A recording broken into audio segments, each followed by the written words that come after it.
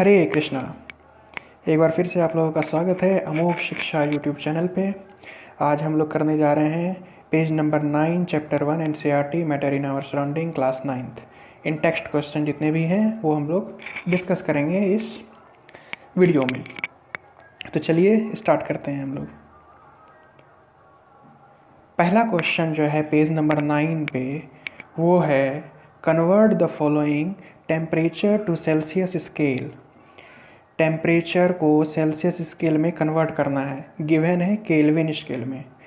Temperature का होता है ना, यूनिट होता है केल्विन होता है या तो सेल्सियस होता है। जैसे थर्मोमीटर में हम लोग नापते हैं, थर्मोमीटर में डिग्री सेल्सियस पे, फ़ारेनहाइट पे, इन सब पे टेम्परेचर नाप सकते हैं हम लोग। तो दो स्टैंडर्ड यूनिट जो है वो है केल्विन और सेल्सियस। तो यहाँ पे केल्विन में गिवन है और हम लोग को कन्वर्ट करना है सेल्सियस में। तो इसमें रिलेशन केल्विन और सेल्सियस के बीच में जो रिलेशन है वो क्या है वो पहले हम लोग देखते हैं।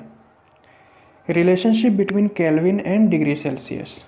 Temperature in kelvin is equal to temperature in degree Celsius plus 273 and temperature in degree Celsius में टेम्परेचर निकालने के लिए 273 को इधर लेते आएंगे। तो temperature in degree Celsius is equal to temperature in kelvin minus 273। तो अगर डिग्री सेल्सियस में हम लोग को टेम्परेचर को कन्वर्ट करना है तो उसके लिए, और केल्विन में एक टेम्परेचर गिवन है, केल्विन में गिवन है, इसको डिग्री सेल्सियस में हम लोग को कन्वर्ट करना है। तो इसके लिए क्या करेंगे, 273 माइनस कर देंगे गिवन वैल्यू से। इससे 273 माइनस कर देंगे तो हम लोग के पास जो टेम्परेचर आएगा वो होगा डिग्री सेल्सियस में। ठीक है, बिल्कुल सिंपल है। तो अब हम लोग करते हैं। 300 केल्विन दिया हुआ है पहला, तो इसको कन्वर्ट करना है सेल्सियस में। तो 300 माइनस 273 इज इक्वल टू 27। तो 27 क्या, डिग्री सेल्सियस। जो आंसर आएगा वो डिग्री सेल्सियस में आएगा। तो 300 केल्विन इज इक्वल्स टू क्या हो गया, 27 degree Celsius. 300 kelvin is equal to 27 degree Celsius. ठीक है। अब नेक्स्ट बी पार्ट क्या था, 573 केल्विन। 573 केल्विन है तो 573 को भी माइनस 273 से करेंगे हम लोग। 573 minus 273 is equal to 300 degree Celsius. तो आंसर पहले का हो गया 27 degree Celsius, question number A का, और क्वेश्चन नंबर बी का आंसर हो गया 300 डिग्री सेल्सियस। बिल्कुल सिंपल है, समझ में आ गया। ये हम लोग को फॉर्मूला याद रखना है। एक फार्मूला याद रखेंगे तो हम लोग का पूरा हो जाएगा। अच्छा, ऐसा भी क्वेश्चन आ सकता है कि 27 डिग्री सेल्सियस को कन्वर्ट करना है केल्विन में, तो ये कैसे करेंगे हम लोग। तो 27 डिग्री सेल्सियस है तो इसको टेम्परेचर इन केल्विन में कन्वर्ट करने के लिए प्लस 273 करना होगा।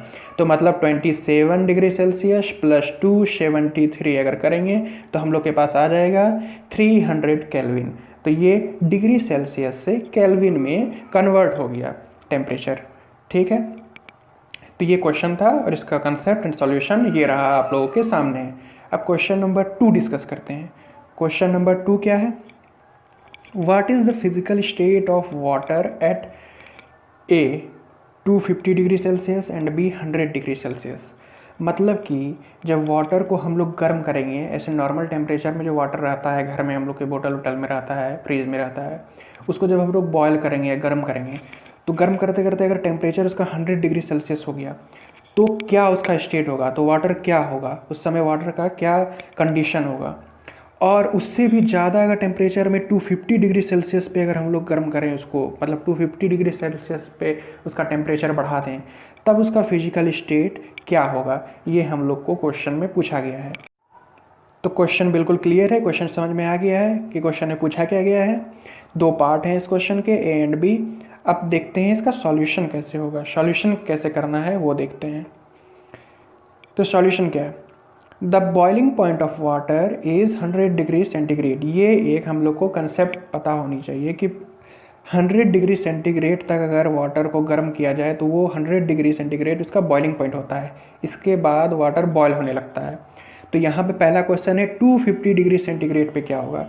तो at 250 degree centigrade water exists in a gaseous state.